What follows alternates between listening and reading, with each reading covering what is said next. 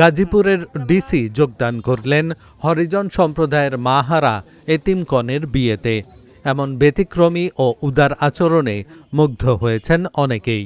প্রশাসনের সর্বোচ্চ পর্যায়ের এমন কর্মকর্তার অপ্রত্যাশিত উপস্থিতিতে হরিজনদের মধ্যে বয়ে যায় খুশির বন্যা।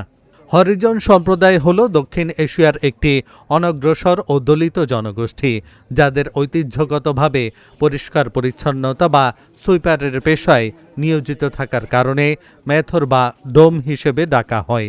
সেই হরিজন সম্প্রদায়ের বিয়ের অনুষ্ঠানে আমন্ত্রিত অতিথি হিসেবে উপস্থিত হয়েছেন গাজীপুরের জেলা প্রশাসক ও জেলা ম্যাজিস্ট্রেট মোহাম্মদ নুরুল করিম ভূঁইয়া।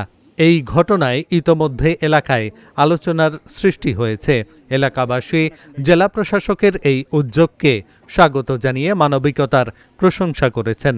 জেলা প্রশাসন থেকে হরিজন সম্প্রদায়ের বিয়েতে ডিসির উপস্থিতি সমাজের তথাকথিত উঁচু নিচু ভেদাভেদ দূর করতে এবং সব পেশার মানুষকে সমান মর্যাদা দেওয়ার বিষয়ে উদাহরণ সৃষ্টি করেছে।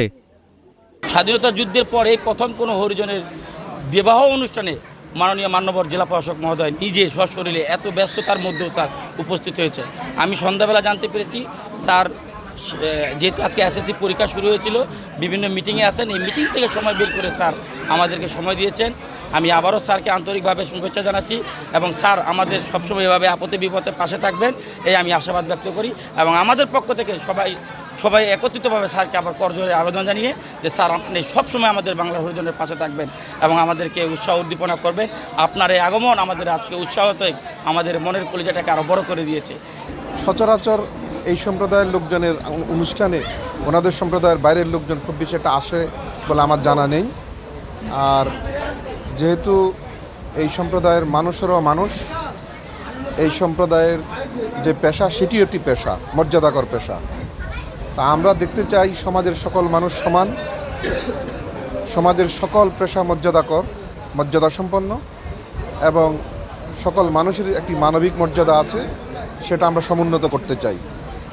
আরেকটি বিষয় হচ্ছে, যখন শুনলাম যে মেয়েটি মাহারা এবং এটি এমন এই ধরনের একটি সম্প্রদায়ের মেয়ে এবং সে নিজ চেষ্টায় অনেকটুকু পর্যন্ত পড়াশোনা করেছে, আমি চাই এই সম্প্রদায়ের মানুষগুলো আস্তে আস্তে শিক্ষা দীক্ষা শিল্পে সাহিত্যে আস্তে আস্তে এগিয়ে আসুক।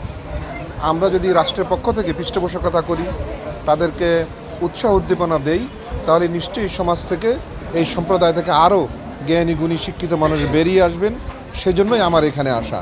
আমি শুনেছি এখানে প্রায় 300টি পরিবার দেশের বিভিন্ন স্থান থেকে এসে বসবাস করে এবং জেলা প্রশাসক হিসেবে আমিই নাকি প্রথম তাদের এরকম অনুষ্ঠানে এসেছি। সেটি শোনার পর আমার নিজেরও খুব ভালো লাগছে যে আমি এই ধরনের এই সম্প্রদায়ের মানুষের সাথে আমার আবেগ এবং অনুভূতি বিনিময় করতে পেরেছি।